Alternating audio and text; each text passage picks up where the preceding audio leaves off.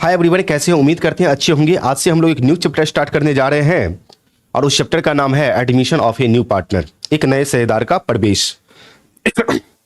बहुत ही अच्छा चैप्टर है।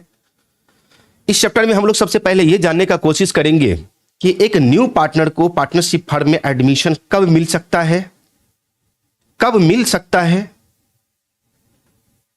और क्यों मिलता है। ये दो क्वेश्चन समझ में आ गया? क्लियर है? Admission of a new partner मतलब admission of new partner meaning clear है। पूरा चीज क्लियर नहीं है यहां पर। ये मत सोचो कि पूरा का पूरा समझ गए, बस इतना ही है ना। हम लोग ये समझने का कोशिश करेंगे कि एक न्यू पार्टनर को फर्म में एडमिशन कब मिल सकता है और क्यों मिलता है। ये दो question, meaning of admission of a new partner समझ में आ जाएगा। ये कहने का मतलब है मेरा। इसको हम एक एग्जाम्पल के थ्रू समझने का कोशिश करेंगे। एग्जाम्पल लेते हैं। मान लेते हैं कि ए और बी दो पार्टनर है, 3:2 में डिस्ट्रीब्यूट कर रहा है। इस बीच में as a new partner C आ रहा है 1/6 शेयर के लिए। कितना शेयर के लिए आ रहा है? 1/6 शेयर के लिए। ओके, पहले एग्रीमेंट किसके बीच बना था? ए और बी के बीच एग्रीमेंट। एग्रीमेंट पहले किसके बीच? ए और बी के बीच एग्रीमेंट। अब एग्रीमेंट किसके बीच बनेगा? ए, बी एंड सी के बीच एक न्यू एग्रीमेंट बनेगा। एक न्यू एग्रीमेंट बनेगा। तो सर ओल्ड एग्रीमेंट का क्या हो गया? ओल्ड एग्रीमेंट समाप्त हो गया और एक न्यू एग्रीमेंट का निर्माण हुआ। इसको हम लोग बोलते हैं रिकंस्टिट्यूशन ऑफ पार्टनरशिप फर्म, एक साझेदारी फर्म का पुनर्गठन। ऑलरेडी हम लोग पहले भी पढ़ चुके हैं ये चीज, ओके, रिकंस्टिट्यूशन चैप्टर में। इस केस में रिकंस्टिट्यूशन ऑफ पार्टनरशिप फर्म, जब एक नए पार्टनरशिप फर्म का रिकंस्टिट्यूशन होता है तो ऐसे केस में गेनिंग पार्टनर और सेक्रीफाइसिंग पार्टनर, दो पार्टनर का नाम सुने होंगे, गेनिंग पार्टनर और सेक्रीफाइसिंग पार्टनर का। पीछे के लेक्चर से थोड़ा सा लिंकअप करते हैं तो खैर छोड़ो, पीछे का लेक्चर जाने दो, फ्रेश हम लोग यहां पर देखेंगे। तो यहां पर क्या हुआ कि ए बी पहले से एक पहले से पार्टनरशिप फर्म में था। यहां पर सी एज ए न्यू पार्टनर आया और एग्रीमेंट किसके बीच बनेगा? ए बी सी के बीच। तो एक नए एग्रीमेंट का निर्माण हुआ और पुराने एग्रीमेंट का समापन हो गया। इसको बोलते हैं हम लोग रिकंस्टिट्यूशन ऑफ पार्टनरशिप फर्म।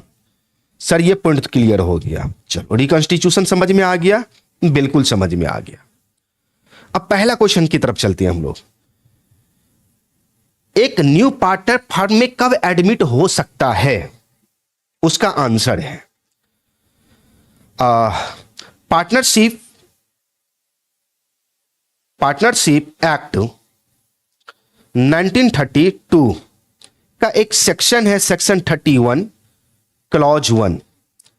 इसमें साफ साफ कहा गया कि एक न्यू पार्टनर उसी समय पार्टनरशिप फर्म में एडमिशन ले सकता है, एडमिट हो सकता है, जब सभी का सभी ओल्ड पार्टनर इससे एग्री हो। यहां पर ए और बी अगर दोनों एग्री है तो सी एडमिशन ले सकता है। अगर यहां पर सिर्फ ए एग्री है, बी एग्री नहीं है, तो सी एडमिट नहीं हो सकता है। यहां पर सिर्फ अगर बी एग्री है और ए एग्री नहीं है तो सी एडमिट नहीं हो सकता है। इस फर्म में सी को इस फर्म में सी को एडमिशन लेने के लिए ए और बी दोनों का परमिशन चाहिए, ये कहता है सेक्शन। उम्मीद है यहां तक क्लियर हो गया होगा। एक न्यू पार्टनर फर्म में कब एडमिट हो सकता है? जब सभी ओल्ड पार्टनर एग्रीड हो। क्लियर? नो, जो पॉइंट बता रहे हैं क्लियर करते जा रहे हैं। रिकंस्टिट्यूशन ऑफ पार्टनरशिप फर्म हो जाता है, एक पॉइंट वो क्लियर हो गया। एक न्यू पार्टनर फर्म में कब एडमिशन ले सकता है, वो भी क्लियर हो गया। सेक्शन 30 क्लॉज 1 के अकॉर्डिंग कोई भी न्यू पार्टनर फर्म में उसी समय एडमिट हो सकता है जब सभी ओल्ड पार्टनर इससे एग्रीड हो, सहमत हो। 9, अब यहां पे ए बी तो पहले से ओल्ड पार्टनर है, ये हमारा ओल्ड पार्टनर है। कौन पार्टनर है? ये हमारा ओल्ड पार्टनर है, ए और बी। सी आया 1/6 शेयर के लिए। सी आ रहा है यहां पर 1/6 शेयर के लिए। तो ये 1/6 शेयर सी को कौन देगा? ये जो प्रॉफिट में शेयर 1/6 है, ये शेयर सी को कौन देगा, किससे मिलेगा इसको? तो हमेशा याद रखो, एक न्यू पार्टनर को प्रॉफिट में शेयर हमेशा ओल्ड पार्टनर से मिलता है। एक न्यू पार्टनर को प्रॉफिट में शेयर, प्रॉफिट का जो शेयर है, शेयर हमेशा ओल्ड पार्टनर से मिलता है। क्या यह शेयर ओल्ड पार्टनर से फ्री ऑफ कॉस्ट में मिल जाता है? ना, बिल्कुल नहीं, बिल्कुल नहीं, बिल्कुल नहीं मिलता है। इस शेयर के बदले में न्यू पार्टनर बोले तो सी जिस ओल्ड पार्टनर से शेयर लिया है, हमने क्या वर्ड किया, वो यूज किया, जिस ओल्ड पार्टनर से शेयर लिया है उसको यह सी न्यू पार्टनर इस शेयर के बराबर, इस शेयर के बराबर, इस शेयर के बराबर अमाउंट ऑफ गुडविल पे करेगा। इस शेयर के बराबर अमाउंट ऑफ गुडविल पे करेगा। किसको पे करेगा? जिस ओल्ड पार्टनर से, सर आप जिस क्यों बोलते हैं, सीधे बोले कि ओल्ड पार्टनर को पे करेगा। ना ना ना ना, अभी रीजन बताते हैं कि क्या है रीजन। जिस ओल्ड पार्टनर से सी अपना शेयर अक्वायर किया है, उस ओल्ड पार्टनर को सी इस शेयर के बराबर अमाउंट ऑफ गुडविल पे करेगा।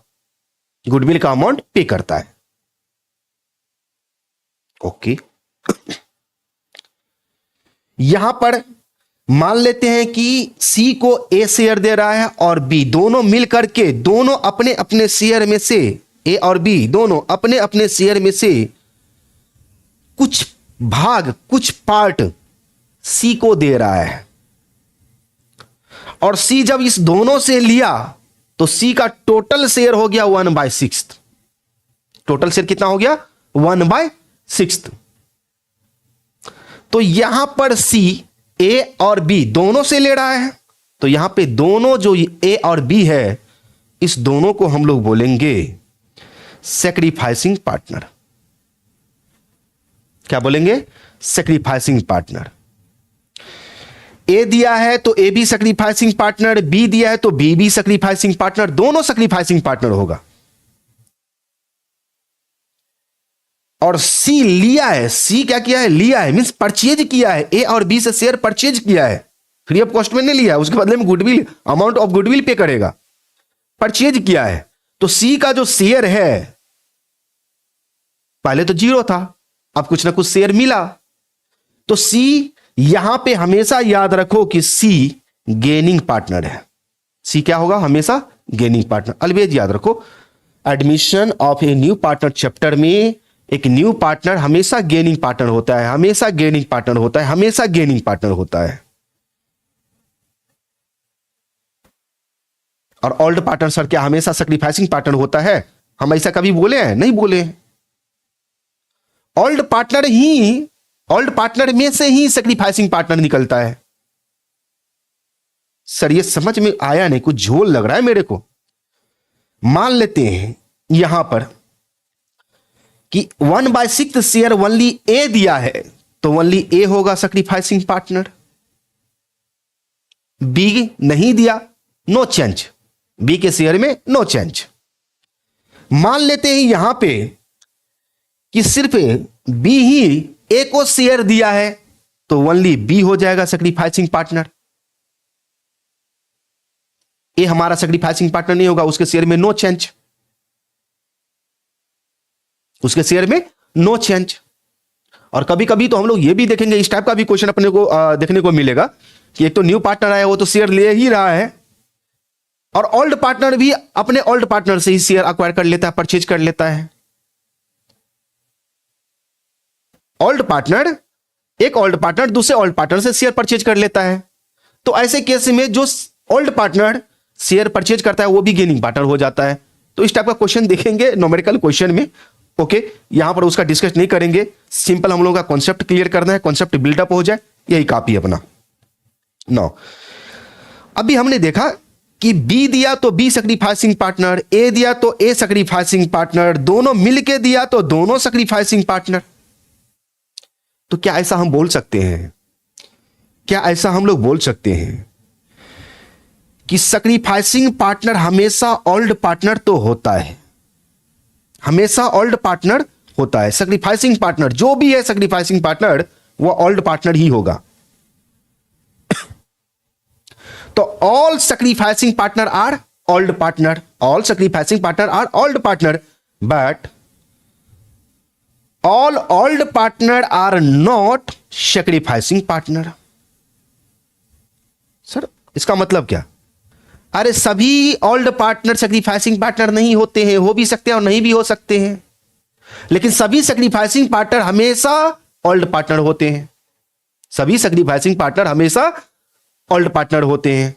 अभी जस्ट समझाएं आपको, ए शेयर दिया है तो ए सैक्रिफाइसिंग पार्टनर, ए सैक्रिफाइसिंग पार्टनर प्लस वो ओल्ड पार्टनर भी है, लेकिन बी शेयर नहीं दिया तो बी को भी बोलेंगे सैक्रिफाइसिंग पार्टनर नहीं। तो बी तो ओल्ड पार्टनर है लेकिन सैक्रिफाइसिंग पार्टनर नहीं है, क्योंकि उसने शेयर तो सी को दिया ही नहीं, उसने सी को शेयर तो दिया ही नहीं। कॉन्सेप्ट क्लियर है? नो।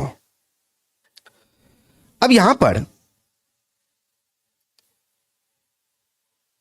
मान लेते हैं कि एक एग्जांपल ले लेते हैं। 60,000 प्रॉफिट हुआ। कितना प्रॉफिट हुआ? 60,000 रुपया प्रॉफिट हुआ। अभी 60,000 को ए और बी में 3:2 में डिस्ट्रीब्यूट करके देखो कितना आ रहा है। तो 3:2 में डिस्ट्रीब्यूट करेंगे तो इसका आ जाएगा 12×5 = 60, इसका आ जाएगा 36,000, ए का आ जाएगा 36,000 36,000, और इसका बी का आ जाएगा 24,000। क्लियर? अब यहां पर आ जाओ, ए बी सी 3 पार्टनर हो गया, इसका न्यू रेशियो हो जाएगा यहां पर मान लो 1/6 शेयर के लिए आ रहा है तो 3:2:1। आपको सैक्रिफाइसिंग का मतलब समझा रहे हैं और गेनिंग का मतलब समझा रहे हैं, एक्चुअल में कैसे होता है सैक्रिफाइस और कैसे होता है गेन। इस 60,000 प्रॉफिट को जरा ए बी सी के बीच 3:2:1 में डिस्ट्रीब्यूट करके देखो तो 30,000 इसका आएगा, 20,000 इसका आएगा और 10,000 इसका आएगा। वही प्रॉफिट है 60,000, सी के आने से पहले ए का शेयर कितना 30,000 का बना, 36,000 का बना, और बी का शेयर 24,000 का बना। जब एडमिशन लिया सी, उसके बाद जो 60,000 प्रॉफिट था उसको डिस्ट्रीब्यूट किया गया न्यू प्रॉफिट शेयरिंग रेशियो में, तो पता चला कि यहां पे तो 6,000 से ए शॉर्टेज कर रहा है, 4,000 से बी शॉर्टेज कर रहा है, और 10,000 से सी सरप्लस कर रहा है, गेन कर रहा है।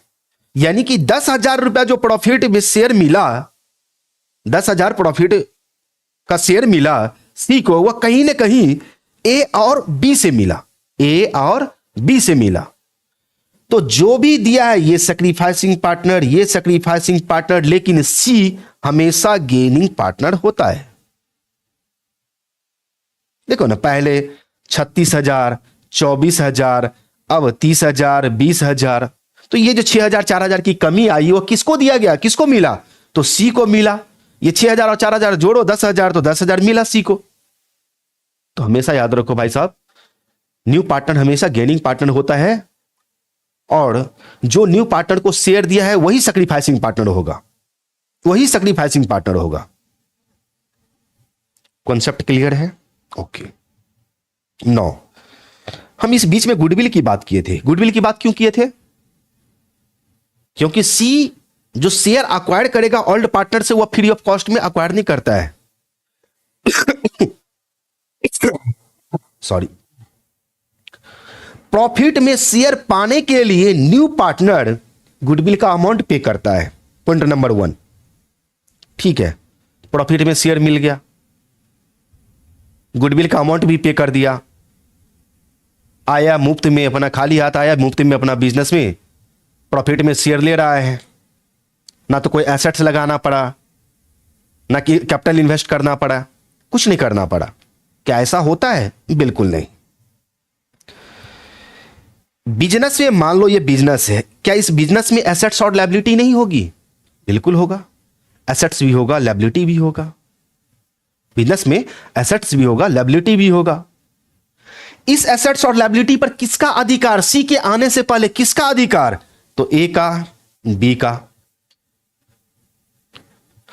अब सी आया तो क्या सी का अधिकार हो सकता है इस एसेट्स और लायबिलिटी में? इस एसेट्स और लायबिलिटी में सी का अधिकार हो सकता है, हो सकता है, लेकिन उसके लिए उसे एक और अमाउंट पे करना पड़ेगा, एक और अमाउंट पे करना पड़ेगा, जिसको हम लोग बोलते हैं कैपिटल। कैपिटल का अमाउंट पे करना पड़ेगा। तो यहां पर दो चीज का अमाउंट पे करना पड़ा। किसको? सी को, न्यू पार्टनर को।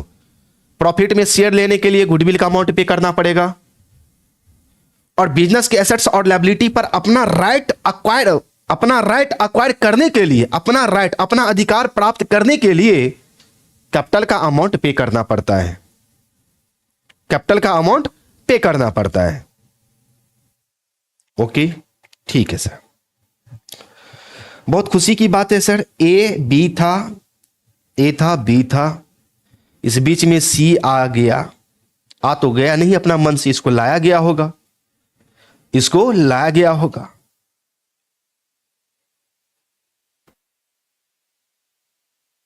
क्यों? कोई रीजन? लाने का कोई रीजन? हम सी को क्यों लेंगे?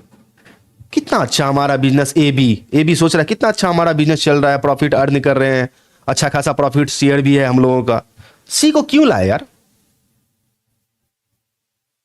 लाने के 3 रीजन हो सकते हैं। कितने रीजन? 3 रीजन। ए बी चाहता है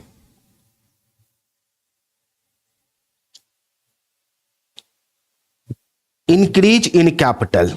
हम अपने फर्म बोले तो अपने बिजनेस का कैपिटल इंक्रीज करे। ए बी तो चाहता है कि हमारे बिजनेस का कैपिटल इंक्रीज हो, बढ़े, लेकिन ए बी के पास कैपिटल है ही नहीं। ए बी के पास कैपिटल है ही नहीं कि वह और एडिशनल कैपिटल इंट्रोड्यूस कर सके अपने फर्म में। ए और बी दिमाग लगाता है, क्यों ना एक न्यू पार्टनर को एक व्यक्ति को as a new partner admit कर ले अपने फर्म में, और उसको बोले कि जा तू इतना कैपिटल लेके आ। जब हमारे फर्म में कैपिटल लेके आएगा न्यू पार्टनर, कैपिटल बढ़ेगा, तो बट ऑब्वियस है कि हमारा प्रॉफिट भी इंक्रीज करेगा, कुछ ना कुछ जरूर हमारा प्रॉफिट इंक्रीज करेगा। हमारे बिजनेस में बहुत सारे प्रोजेक्ट ऐसा होता है जो कैपिटल के बिना पड़ा रह जाता है, धरा का धरा रह जाता है, वो चालू कभी नहीं होता है। जैसे ही चालू होगा प्रॉफिट इंक्रीज करेगा। तो बहुत सारा प्रोजेक्ट होता है, तो उस प्रोजेक्ट को चालू करने के लिए ए और बी के बीच उतना, ए और बी के पास उतना कैपिटल है ही नहीं, उतना कैपिटल है ही नहीं। तो new partner as a new partner admit करेंगे और उसको बोलेंगे भैया कैपिटल लेके आ। एक चीज ये हो गया, इंक्रीज इन कैपिटल। तो सी कैपिटल लेके आया, इस वजह से सी को as a new partner admission मिला। दूसरा पॉइंट यह हो सकता है कि सी ऐसा पर्सन है जिसके पास मैनेजरियल स्किल्ड टॉप लेवल का है, जिसके पास मैनेजरियल स्किल्ड टॉप लेवल का है। कहा कि अरे भाई, ए और बी कहता है ना तो हमारे पास उतना दिमाग है मैनेजमेंट करने का बिजनेस का, ना तेरे पास दिमाग है। एक दिमागी लाल को खोजो जिसके पास मैनेजरियल स्किल्ड है, जो हमारे बिजनेस को अच्छे तरीके से ऑपरेट कर सके, मैनेजमेंट कर सके हमारे बिजनेस का। ऐसे पर्सन को ढूंढो, और ढूंढने पर मिल गया कौन? सी। कहा आ जा भाई, तू हमारे बिजनेस में शामिल हो जा, आजा भाई तू हमारे बिजनेस में शामिल हो जा।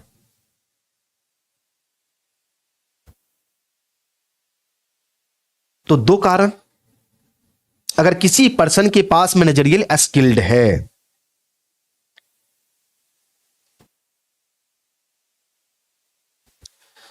मैनेजरियल स्किल्स है, तो उसको शामिल कर लेना। तीसरा, मान लो इस दोनों में से कोई नहीं है, इस दोनों में से कोई नहीं है, यानी कि इस दोनों की हमें आवश्यकता नहीं है। ये भी कहता भाई देख, बिजनेस तो प्रॉपर हम लोग मैनेज कर ही लेते हैं, सफिशिएंट हमारे पास कैपिटल है ही नहीं, मतलब सफिशिएंट हमारे पास कैपिटल है ही, हमारा बिजनेस चलता क्यों नहीं है भाई, हमारा सेल हो क्यों नहीं रहा है। कहा कि देख भाई, बात यह है कि हमारे बिजनेस को कोई जानता ही नहीं है, हमारे बिजनेस को कोई जानता ही नहीं है। तो कहा चल एक काम करते हैं, ढूंढो ऐसा कौन पर्सन है जिसको सब जानता है, फेमस व्यक्ति को ढूंढो। ढूंढा और ढूंढने पर मिला कौन, सलमान खान। नाम ही काफी है, नाम ही काफी है। सी को मान लो कि वह सलमान खान है। अब सलमान को सिर्फ बोला गया कि आपको एक भी रुपया नहीं देना है, ना बिजनेस में आना है देखभाल करने के लिए, कुछ नहीं करना है, सिर्फ आप अपने मुंह से यह बोल दो कि हम एबी जो पार्टनरशिप फर्म है उसका पार्टनर है। सिर्फ आप इतना बोल दो कि उसका हम एक पार्टनर है, आपका नाम ही काफी है इस बिजनेस के लिए। सलमान जैसे ही बोलेगा, सोचो रातों रात ये क्या होगा, फेमस हो जाएगा। रातों रात ये बिजनेस पार्टनरशिप फर्म फेमस हो जाएगा। तो किसी गुडविल ख्याति प्राप्त व्यक्ति को, गुडविल प्राप्त व्यक्ति को अगर हम as a partner, new partner admit देते हैं, तो उससे हमें क्या बेनिफिट मिलता है, हमारे बिजनेस का रेपुटेशन बढ़ता है, गुडविल बढ़ता है। जैसे ही गुडविल बढ़ेगा, सेल बढ़ेगा, सेल बढ़ेगा, प्रॉफिट बढ़ेगा। ये तीन कारण है जो एक न्यू पार्टनर की आवश्यकता पड़ती है, एक नए साझेदार की आवश्यकता पड़ती है। थ्योरी में आप लोग क्वेश्चन नंबर 1 रीड कर लेना भैया, समझा चुके हैं। Reconstitution, gaining partner, sacrificing partner, ये सारा चीज हम समझा चुके हैं। 2 राइट मिलता है शेयर, प्रॉफिट में शेयर पाने के लिए गुडविल का अमाउंट पे करता है, और एसेट्स एंड लायबिलिटी पर अपना अधिकार पाने के लिए कैपिटल का अमाउंट पे करना पड़ता है। 3rd नंबर क्वेश्चन भी समझा चुके हैं आपको कि एक न्यू पार्टनर को पार्टनरशिप फर्म में क्यों एडमिशन दिया जाए। तो एक न्यू पार्टनर को पार्टनरशिप फर्म में एडमिशन मिलता है किस लिए, तो भैया जब हमें अधिक कैपिटल की आवश्यकता हो, जब किसी अनुभवी व्यक्ति बोले तो स्किल्ड पर्सन की आवश्यकता हो, जब किसी विख्यात व्यक्ति बोले तो नेम फेम वाले, ब्रांड वाले व्यक्ति की आवश्यकता पड़ता हो। ओके, तो मेन थ्योरी ये सब था जो हम लोग समझ चुके हैं, बहुत अच्छा था। तो अभी तक हम लोग देखे क्या, एक बार रिवाइज कर लिया जाए। एक न्यू पार्टनर फर्म में कब एडमिशन ले सकता है, जब ऑल बोले तो सभी ऑल्ड पार्टनर सहमत हो। किस सेक्शन में बोला गया, सेक्शन 30 क्लॉज 1 में, 31 क्लॉज में 1 में, सेक्शन 31 क्लॉज 1 में। ओके, एक न्यू पार्टनर फर्म में एडमिशन ले सकता है। जब एक न्यू पार्टनर फर्म में एडमिशन लेता है तो क्या होता है, तो पुराना ओल्ड एग्रीमेंट समाप्त हो जाता है, एक न्यू एग्रीमेंट का निर्माण होता है। इसको हम लोग बोलते हैं reconstitution of partnership firm. New partner हमेशा सेक्रीफाइसिंग पार्टनर होता है, न्यू पार्टनर हमेशा गेनिंग पार्टनर होता है, न्यू पार्टनर हमेशा गेनिंग पार्टनर होता है। और ओल्ड पार्टनर जो न्यू पार्टनर को शेयर दिया है वही सेक्रीफाइसिंग पार्टनर होता है। ओल्ड पार्टनर जो न्यू पार्टनर को शेयर दिया है वही सेक्रीफाइसिंग पार्टनर होता है। क्लियर। एक न्यू पार्टनर प्रॉफिट में शेयर लेने के लिए, शेयर अक्वायर करने के लिए क्या पे करेगा, अमाउंट ऑफ गुडविल, गुडविल का अमाउंट पे करेगा। एक new partner partnership firm business में जितने सारे एसेट्स है या लायबिलिटी है उस पर अपना राइट अक्वायर करने के लिए क्या पे करता है, अमाउंट ऑफ कैपिटल। तो ये दो अमाउंट लाना पड़ता है, गुडविल शेयर के लिए और कैपिटल एसेट्स में अपना अधिकार पाने के लिए। क्लियर? एक न्यू पार्टनर को हम फर्म में क्यों एडमिशन दे, क्यों, कब, तो समझ में आ गया कि कब एडमिशन मिलता है, तो वो सेक्शन 31 क्लॉज 1 में बता दिया गया। लेकिन क्यों, तो ये 3 कारण हमने आपको बताया। जब फर्म का कैपिटल इंक्रीज करना हो, दूसरा जब एक स्किल्ड पर्सन की जरूरत हो, तीसरा जब रेपुटेटेड पर्सन या नेम फेम वाले पर्सन या गुडविल जिसके पास अधिक है उस पर्सन की आवश्यकता हो, तो एक न्यू पार्टनर को एडमिशन मिलता है पार्टनरशिप फर्म पे। क्लियर है यहां तक? ओके। अब यहां पे हमारा काम है क्या कि अकाउंटिंग ट्रीटमेंट, अकाउंटिंग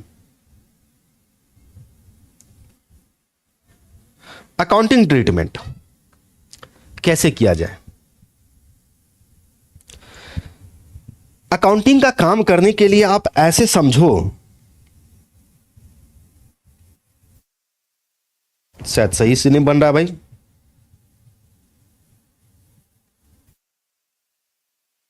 कुछ समझ में आ रहा है? ये लो सीधा हो गया, अब समझ में आ जाएगा। चलो,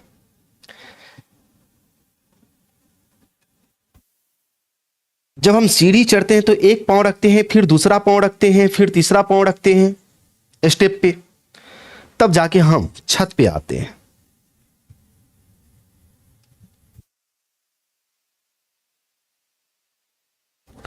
adjustment of capital,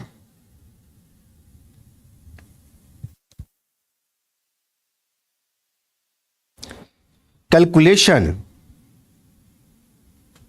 of new ratio, calculation of new ratio, step bottom step से लेकर के टॉप लेवल पर जाने के लिए आपको इस बीच में एक एक कड़ी आपको जोड़ना पड़ेगा। सर क्या इसका मतलब समझ में नहीं आ रहा कि आप क्या बात कर रहे हैं? हमने आपको बताया कि देख,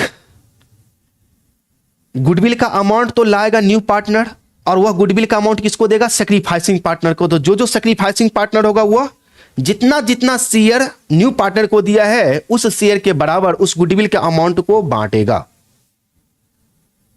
उस गुडविल के अमाउंट को बांटेगा। हमें सैक्रिफाइसिंग रेशियो निकालने के लिए सबसे पहले न्यू रेशियो निकालना पड़ता है। क्यों? क्योंकि सैक्रिफाइसिंग रेशियो बराबर होती है old ratio minus new ratio. ध्यान से सुनेंगे, क्वेश्चन में ये हमारा गिवन होता है, दिया रहता है क्वेश्चन में, लेकिन क्वेश्चन में ये हो भी सकता है और नहीं भी हो सकता है। मान लो कि ये नहीं है न्यू रेशियो, तो पहला स्टेप हमने आपको बताया क्या कि न्यू रेशियो का कैलकुलेशन करना। जब तक हम लोग न्यू रेशियो निकालेंगे नहीं तब तक सैक्रिफाइसिंग रेशियो नहीं निकल सकता है भाई। या तो हमें निकालना पड़ेगा या क्वेश्चन में निकाल के दिया हो। न्यू रेशियो या तो हमें निकालना पड़ेगा या क्वेश्चन में निकाल के दिया हो, लेकिन सबसे पहला काम हमारा होता है न्यू रेशियो। न्यू रेशियो जब तक नहीं निकलेगा तब तक आगे का प्रोसेस हम नहीं कर सकते हैं। हमने आपको इसीलिए तो स्टेप बना करके समझाया कि देखो, पहला पांव इस पे रखो, उसके बाद ही आप इस पे रख सकते हो, उसके बाद ही इस पर रख सकते हो। यानी एक पॉइंट दूसरे पॉइंट पे क्या है? डिपेंडेंट है। एक पॉइंट दूसरे पॉइंट पे लिंक है, एक दूसरे से लिंक अप है। यहां पे जब तक न्यू रेशियो नहीं निकालेंगे तो सैक्रिफाइसिंग रेशियो निकलेगा ही नहीं। क्यों नहीं निकलेगा? क्योंकि भैया न्यू रेशियो की जरूरत पड़ती है सैक्रिफाइसिंग रेशियो में। और जब न्यू रेशियो ही नहीं मालूम है, तो क्या ऑल रेशियो से क्या सैक्रिफाइसिंग रेशियो निकल जाएगा? बिल्कुल नहीं। ठीक है, न्यू रेशियो चाहिए आपको सैक्रिफाइसिंग रेशियो निकालने के लिए। क्लियर? यही कॉन्सेप्ट है। हां, न्यू रेशियो चाहिए आपको सैक्रिफाइसिंग रेशियो निकालने के लिए, लेकिन सैक्रिफाइसिंग रेशियो निकाल करके हम करेंगे क्या? सैक्रिफाइसिंग रेशियो निकाल के करेंगे हम लोग क्या, तो सैक्रिफाइसिंग रेशियो निकाल करके आप गुडविल का रिकॉर्डिंग करेंगे भाई साहब। वही गुडविल जो न्यू पार्टनर सैक्रिफाइसिंग पार्टनर को देगा उसका रिकॉर्डिंग होगा।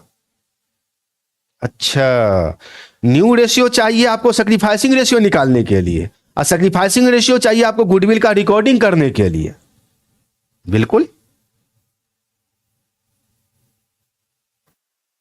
तो गुडविल का रिकॉर्डिंग करके क्या करेंगे सर? गुडविल का रिकॉर्डिंग करने के बाद ही आपका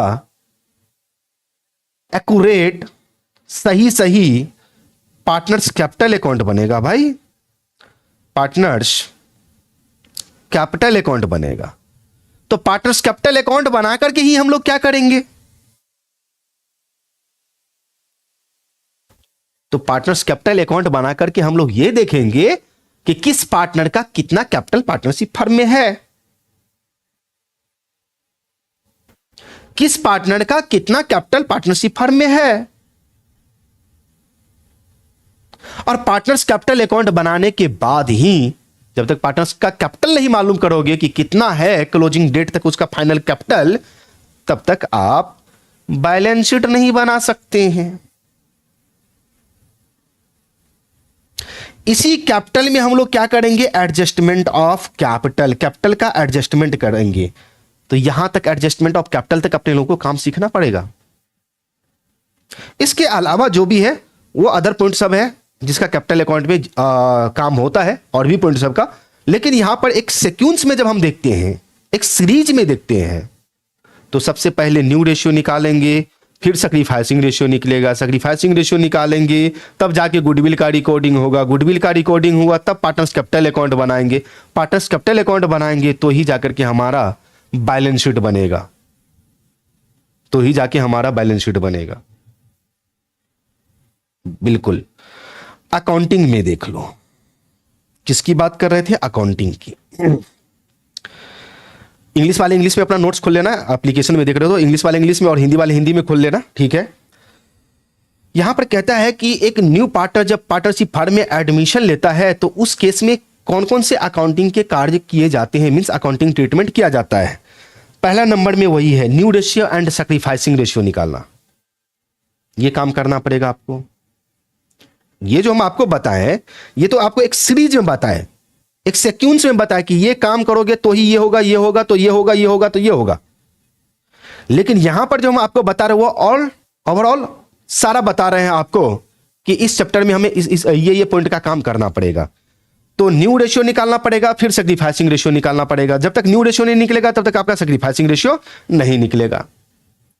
दूसरा, जब न्यू रेशियो और सैक्रिफाइसिंग रेशियो हम लोग निकाल लेते हैं तो valuation of goodwill and recording of goodwill. याद करो जब गुडविल चैप्टर हम आपको पढ़ाए थे तो उस टाइम हम समझाए थे कि देख यहां पर अभी हम वैल्यूएशन ऑफ गुडविल पढ़ रहे हैं, गुडविल का वैल्यूएशन करना अभी हम सीख रहे हैं, लेकिन इसका recording of goodwill means accounting treatment हर एक चैप्टर में अलग अलग तरीके से किया जाएगा। तो वैल्यूएशन ऑफ गुडविल ये चैप्टर है हमारा, ये तो हम पढ़ चुके हैं। गुडविल का valuation, average profit, super profit, capitalisation method, ये सब तो हम पढ़ चुके हैं। यहां पर हमें जो सीखना पड़ेगा वह रिकॉर्डिंग ऑफ गुडविल, गुडविल का रिकॉर्डिंग कैसे करेंगे। ओके। उसके बाद थर्ड नंबर में adjustment of reserve and accumulated profit loss. पहले से ए और बी, जैसे यहां पर ए और बी ओल्ड पार्टनर है, न्यू पार्टनर सी आया, पहले से ए और बी का जो बैलेंस शीट बना होगा उस बैलेंस शीट में कोई रिजर्व है, जनरल रिजर्व है, वर्कमैन कंपनसेशन रिजर्व है, कोई भी रिजर्व, किसी भी टाइप का रिजर्व है, पीएल अकाउंट का बैलेंस है, प्रॉफिट है या लॉस है, जो भी है, उसका एडजस्टमेंट करेंगे हम लोग, उसका अकाउंटिंग ट्रीटमेंट करेंगे। ओके। फोर्थ नंबर में आ जाओ, revaluation of assets and liabilities. C जब आया तो ए और बी ये देखना या जानना चाहता है कि हमारे बिजनेस में जो एसेट्स है, जो लायबिलिटीज है, ये पता करो तो आज के डेट में उसका वैल्यू क्या है, आज के डेट में उसका वैल्यू क्या है।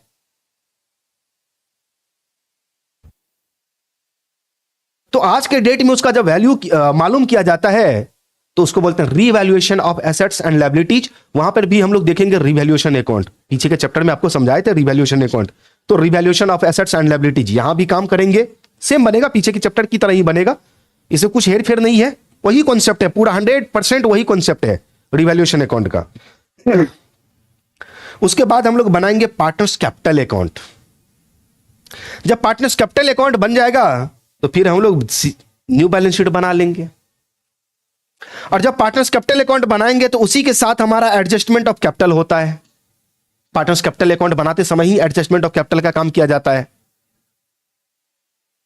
और लास्ट में आपका न्यू बैलेंस शीट बनेगा, और न्यू बैलेंस शीट जो बनेगा वह ओल्ड पार्टनर सहित न्यू पार्टनर का भी न्यू बैलेंस शीट होगा। New balance sheet means ABC तीनों का, ABC तीनों का न्यू बैलेंस शीट होगा। उम्मीद है यहां तक क्लियर हो गया होगा। 5 नंबर क्वेश्चन भी ले लो। अच्छा, एक चीज और बता देते हैं आपको, इसमें एग्जाम में कौन क्वेश्चन पूछ सकता है और कौन क्वेश्चन नहीं पूछ सकता है। क्वेश्चन नंबर भी है 1, ये पूछ सकता है कि नए हिस्सेदार के प्रवेश से आप क्या समझते हैं, what do you mean by. Hindi वाले देखेंगे नोट्स में तो इसका हिंदी में ट्रांसलेट हुआ होगा, ठीक है। ये भी आपका VBI है और ये भी आपका VBI है। जो VBI है वो हम आपको लगा देते हैं, इसकी जरूरत नहीं, थ्योरी में नहीं पड़ेगा, एग्जाम में नहीं पूछेगा ये क्वेश्चन, ठीक है। ये आपको कॉन्सेप्ट बिल्डअप करने के लिए हम यहाँ पर क्वेश्चन बना के दे दिए कि क्वेश्चन आंसर के साथ, कि देखो भैया ये काम अपने लोगों को करना पड़ेगा। हाँ, ये 1 मार्क में पूछ सकता है ये क्वेश्चन, ये भी VBI है आपका, जो पूछ सकता है वो हम आपको टिक लगा रहे हैं। न्यू रेशियो क्या है, न्यू रेशियो किसको बोलेंगे। New partner plus old partner सहित जिस रेशियो में प्रॉफिट को डिस्ट्रीब्यूट करता है उसको बोलते हैं न्यू प्रॉफिट शेयरिंग रेशियो। यानी कि नया पार्टनर सहित, नया पार्टनर, न्यू पार्टनर सहित ओल्ड पार्टनर जिस रेशियो में प्रॉफिट को डिस्ट्रीब्यूट करेगा उसको बोलते हैं न्यू प्रॉफिट शेयरिंग रेशियो।